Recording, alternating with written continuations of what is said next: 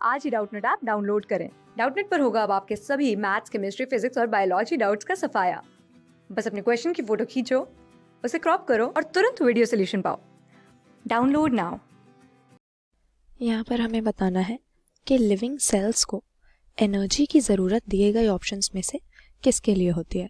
अब ये तो हम जानते ही हैं कि सभी लिविंग ऑर्गेनिजम्स सेल नाम के स्ट्रक्चरल फंक्शनल यूनिट के बने हुए होते हैं और हर लिविंग ऑर्गेनिज्म को एनर्जी की ज़रूरत होती है, इसीलिए ये फूड कंज्यूम करते हैं या न्यूट्रिशन इनके लिए ज़रूरी होता है। मगर पूछा यह गया है कि ये एनर्जी जो हम अपने फूड से ऑब्टेन करते हैं, न्यूट्रिशन से, इसकी ज़रूरत लिविंग ऑर्गेनिजम्स को किस प्रोसेस के लिए अपनी बॉडी में होती है। तो सबसे पहले हमें दिया हुआ है ओवरकमिंग एंट्रोपी। अब एंट्रोपी जो टर्म है, जब हम फिज़िक्स में थर्मोडायनामिक स्टडी करते हैं तो ये हमारे सामने आती है। एंट्रोपी का मतलब है डिसऑर्डर, और देखा जाता है कि यूनिवर्स को अगर हम एक सिंगल सिस्टम की तरह कंसिडर करें तो डिसऑर्डरलीनेस लगातार इंक्रीज हो रही है।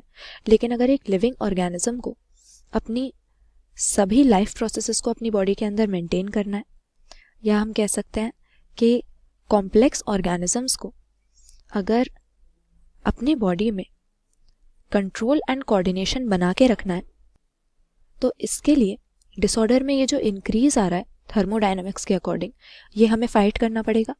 और एनर्जी को इसी तरह से कंट्रोल एंड कोऑर्डिनेशन मेंटेन करके अपनी लाइफ प्रोसेस को फैसिलिटेट करने के लिए हम यूज़ करते हैं। तो ये बात बिल्कुल करेक्ट हो गई। दूसरा कह रहे हैं बायोसिंथेटिक एक्टिविटीज़।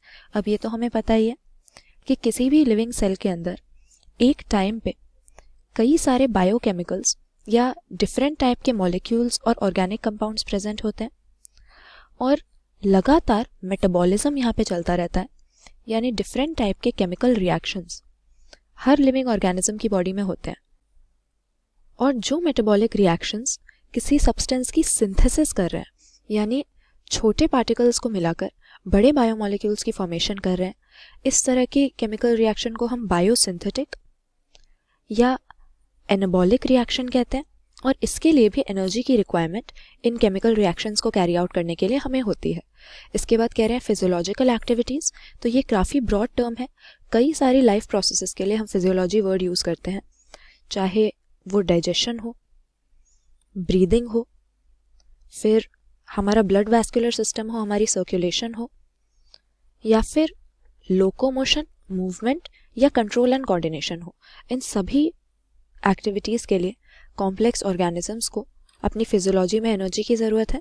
तो यहाँ पर एंट्रोपी को ओवरकम करना, यानी अपनी बॉडी में ऑर्डर मेंटेन करके रखना, बायोसिंथेटिक एक्टिविटीज़ करना, यानी एनाबॉलिक केमिकल रिएक्शंस को कैरी आउट करना, और अपनी फिजियोलॉजिकल एक्टिविटीज़ जैसे digestion, breathing, circulation, muscle contraction, इन सभी के लिए एनर्जी की ज़रूरत लिविंग सेल में होती है। तो करेक्ट आंसर हमारा ऑप्शन डी हो जाएगा, ऑल ऑफ दीज। क्लास 6 से 12 से लेके नीट, IIT, JEE मेंस और एडवांस के लेवल तक 10 मिलियन से ज्यादा स्टूडेंट्स का भरोसा। आज ही डाउनलोड करें डाउटनेट ऐप या व्हाट्सएप कीजिए अपने डाउट्स 8400 400 400 पर।